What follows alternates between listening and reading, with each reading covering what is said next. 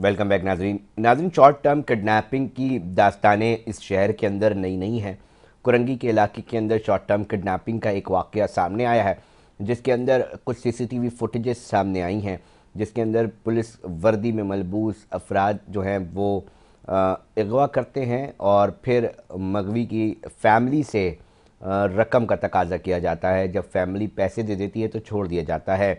मामला यहाँ पर भी नहीं रुकता। मामला ये है कि कुरंगी इंडस्ट्रियल एरिया के जो एसएचओ हैं, जब ये मुतासरा शहरी अब एफआईआर के लिए जा रहे हैं तो उनको चक्कर लगाने पर मजबूर किया जा रहा है। एसएचओ खालिद मेमन साहब इस मामले के ऊपर अपना क्या मौक़िफ़ बताते हैं और ये क्यों एफआईआर नहीं हो रही, और सीसीटीवी और शवाहिद होने के बावजूद भी इस तरह के मामलात क्यों इंक्वायरी के अंदर नहीं आते, उसके ऊपर एफआईआर और फिर तफ्तीश के अंदर चीज़ें सामने नहीं आती। इसके ऊपर नाजरीन आज हम बात करेंगे। Chief crime reporter Asad Zaidi हैं, उन्होंने हमें टेलीफोन लाइन पे ज्वाइन किया है। असद साहब, एक बार फिर इस तरह का अफसोसनाक वाक़या पेश आया है, क्या कहना है पुलिस का, और फिर ये भी बताइएगा मुतासरा शहरी ने आईजी सिंध और दीगर पुलिस के आला अफसरान से क्या मुतालबा और अपील की है। अली तो देखिए, कराची शहर के अंदर एक मामला बहुत अरसे से रहा कि अगवा कराते हैं, ले जाते हैं, लोगों को पता नहीं चलता, सादा लिबास होते हैं। बाद में हमने देखा कि टीमें जो है वो पता चलता है कि फलां इदारे की थी, फलां की थी, फलां की थी, और फिर इंक्वायरीज के बाद लोगों का तयन होता है। लेकिन यहाँ पर तो एक बिल्कुल वाज़ेह केस है। एक शख्स जिसका नाम नदीम बताया जाता है, उसको कल रात गुज़िश्ता शब 11 बजे मेरान टाउन सेक्टर 6F के एक होटल से आकर दो पुलिस वर्दी में मलबूस एहलकार कहते हैं कि हमारे साथ थाने चलें। फिर उसके साथ सिविल वर्दी में भी कुछ लोग होते हैं, सादा लिबास कुछ लोग होते हैं जो उसको प्राइवेट कार कोरे में भी उठाते हैं और उसके बाद उसकी आंखों पे पट्टी बांध देते हैं। उसके बाद ये बात जो तकरीबन 4 घंटे उस शख्स को कराची की मुख्तलिफ शाहराहों पर आंखें बंद कर कर घुमाया जाता है, उस शख्स को प्रेशराइज किया जाता है, डराया धमकाया जाता है, किसी थाने नहीं ले जाया जाता, और फिर 1 लाख रुपए बकौल उस शख्स के उसकी जेब में होता है। 4 लाख रुपए उसकी बीवी और उसका जो साला है वो घर से लेकर आते हैं, और नाता खान ब्रिज पर उन लोगों को ये पैसे दिए जाते हैं और उस शख्स के लिए कहा जाता है कि घर लौट आएगा थोड़ी देर में, और फिर वैसा ही होता है। वहीं शारे फैसल पर ही उस शख्स छोड़ा जाता है। वो शख्स वापस आता है, मुतलका थाने राब्ता करता है, ये सीसीटीवी फुटेज खुद अरेंज करता है उसी होटल की जहां से उसको अगवा किया गया था, और उसके बाद थाने में मुतवातिर दुहाई देता दिखाई देता है कि मुझे अगवा किया गया, मुझसे पैसे लिए गए, मेरी जान को अब भी खतरा है और इन लोगों को ढूंढा जाए। लेकिन बादशाही निजाम जब किसी जगह कायम हो जाए तो डिस्ट्रिक्ट कुरंगी में भी बादशाही निजाम कायम है। जब तक बादशाह हजूर नहीं कहेंगे एफआईआर का इंदराज नहीं होगा। ये कल रात का वाकया 3 बजे छोड़ा गया, अब फिर रात का वही पैर होने को जाता है कि 11 बजे, और फिर उसके बावजूद भी ये शख्स की एफआईआर का इंदराज नहीं होता। एसएसपी कुरंगी तौहीदुर रहमान मेमन से जब बात की जाती है तो वो इंक्वायरी अफसर मुकर्रर करते हैं एसपी शाह फैसल को, लेकिन इसके बावजूद एसएचओ ने किसी की कॉल को अटेंड करना मुनासिब ना समझा और दाद रसी के लिए वो पहुंच गया शख्स इदारों के पास कि खुदारा मेरी दाद रसी की जाए। ये कराची का पहला वाकया नहीं है, लेकिन इस बात का ये साबित करता है कि कराची में अब भी पुलिस एहलकार ऐसे मौजूद हैं या ऐसे एसएचओ मौजूद हैं जो जब चाहे जिसको चाहे अगवा कर सकते हैं, उनसे पैसा ले सकते हैं और उसके बाद उनके खिलाफ भी कुछ नहीं होगा। अगर असद जैदी साहब, ये पता चल सका है कि ये लोग कौन थे? एसएचओ साहब कुछ बताने को तैयार हैं इस मामले के हवाले से कि कौन लोग थे? ये पुलिस यूनिफॉर्म में आया खुद पुलिस एहलकार थे या नहीं थे? क्योंकि शनाख्त का अमल तो बड़ा सीसीटीवी फुटेजेस सामने आने के बाद तो बहुत सारी चीज़ों का पता चल जाता है। एसएचओ साहब क्यों इसके ऊपर उस तरह फुर्ती नहीं दिखा रहे? अली रात सबसे पहला काम तो एसएचओ का था कि इन गरीब को बिठाते, ये इस मगवी को बिठाते, इसकी बात सुनते। उन्होंने सुनना तो दरकनार, उन्होंने मिलना पसंद ना किया। जब ये शख्स वहां पहुंचा तो इसको कहा गया कि साहब आराम में है, फिर कहा गया मसरूफ है, मीटिंग में जा रहे हैं।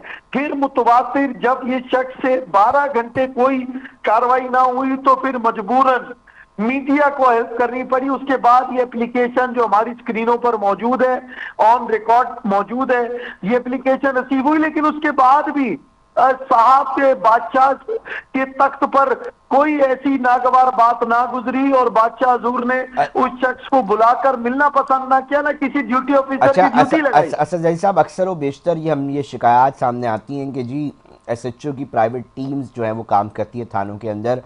इस मामले के अंदर जो लोग मुलव्विस दिखाई दे रहे हैं सीसीटीवी फुटेजेस के अंदर, क्या इस तरह की कोई बात हो सकती है कि कोई स्पेशल टीम है?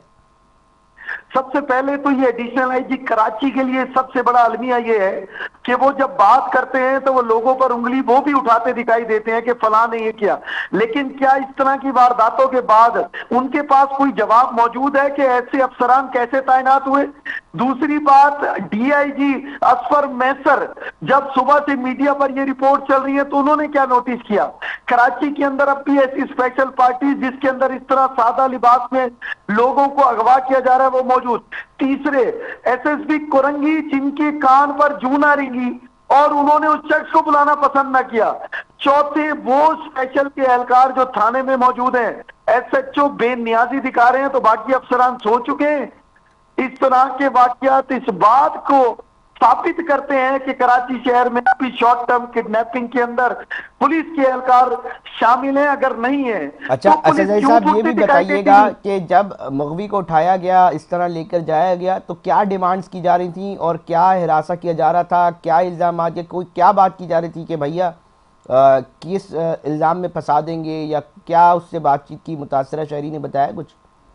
मुतासरा शहरी का कहना यह है कि वो सिर्फ एक बात कह रहे थे कि तुम्हारे पास कोई अमाउंट कहीं से आई है, बताओ वो कहां से आई।